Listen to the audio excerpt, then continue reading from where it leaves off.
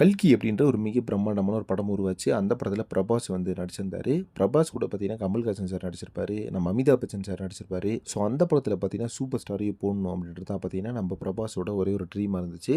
ஏன்னா வந்து super star கூட எப்படியாவது ஒரு படம் பண்ணிடணும் அப்படின்ற மாரி தான் நம்ம பிரபாஸ் அவர்கள் பயங்கரமான ஒரு ஆசையில இருந்தாரு. பட் அந்த ஆசையிலாம் பார்த்தீங்கன்னா, மண்ணுல அள்ளி போடுற மாரி ஒரு விஷயம் நடந்திருக்குது. அது என்ன அப்படின்னு பார்த்தீங்கன்னா, நம்ம சூப்பர் ஸ்டார் அவர்கள் அந்த டைம்ல தான் பார்த்தீங்கன்னா, ஜெயிலர் படத்தில நடிச்சிருந்தாரு. அதனால கொஞ்ச நாள் வெயிட் பண்ண சொல்லியிருக்காரு. ஒரு 10 டூ 20 நாள் வந்து டைம் கேட்டிருக்காரு. ஸோ அதனால பார்த்தீங்கன்னா, நம்ம கலாநிதி மாறவர்களும் ஒத்துக்கலையாமா. ஏன்னா இந்த படத்தை எப்படியாவது ரிலீஸ் பண்ணியே ஆகணும். பெரிய லெவலில் பிசினஸ் பண்ணியே ஆகணும் அப்படின்ற மாதிரி ஒரு முடிவில் கலாநிதி மாறன் அவர்கள் வந்தாரு. அதனால பார்த்தீங்கன்னா, இந்த படத்தை வந்து எப்படியோ ரிலீஸ் பண்ணிட்டாங்க ஒரு வழியா. பட் கல்கி படத்தில் சூப்பர் ஸ்டார்னால நடிக்க முடியாத போயிடுச்சு. பட் இந்த அளவுக்கு ஒரு பிரம்மாண்ட படத்தில் நம்ம சூப்பர் ஸ்டார் இருந்திருந்தாருன்னா அது வேற லெவலில் இருந்திருக்கும்.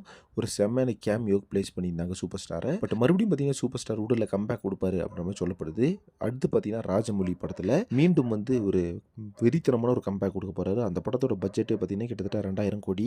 ஸோ அந்த படம் பார்த்தீங்கன்னா இனி வரக்கூடிய ஜென்ரேஷனில் வந்து வேற லெவலில் ரெடி ஆகும். கண்டிப்பாக வந்து அந்த படத்தில் நான் நடிக்க போகிறேன் அப்படின்ற மாதிரி இப்போ எல்லா இடத்துலையும் வந்து நம்ம ராஜமௌழி அவர்கள் வந்து இப்போ சொல்லிட்டு இருக்காரு. சூப்பர் ஸ்டார் வந்து நடிக்க போகிறதா வந்து சொல்லியிருக்காராமா அந்த படத்தில். ஸோ இது வந்து 100% ப்ராமிஸ் கொடுத்துருக்காரு நம்ம ராஜமௌழி அவர்களுக்கு. நம்ம சூப்பர் ஸ்டார் கண்டிப்பாக வந்து நம்ம படம் பண்ணலாம் அப்படின்ற மாதிரி சொல்லியிருக்காரு. இது கேட்கும் போது பார்த்தீங்கன்னா ஒரு பக்கம் பயங்கரமான ஹாப்பியாக இருக்குது. கண்டிப்பாக வந்து இந்த மாதிரி மிகப்பெரிய பட்ஜெட் படத்திலலாம் சூப்பர் ஸ்டார் நடித்தா நல்லா இருக்குமே அப்படின்ற மாதிரி. பட் இதுக்கு பார்த்தீங்கன்னா அந்த காலம் முன்னேறமும் கண்டிப்பாக ஒத்துழைக்கணும்.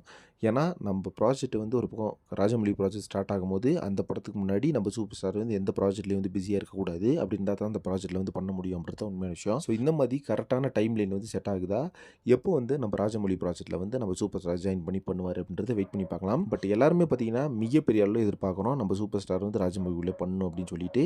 சினிமா ரிலேட்டடான இன்ட்ரெஸ்டியான தகவலுக்கு சேனலை மறக்காமல் சப்ஸ்கிரைப் பண்ணிடுங்க.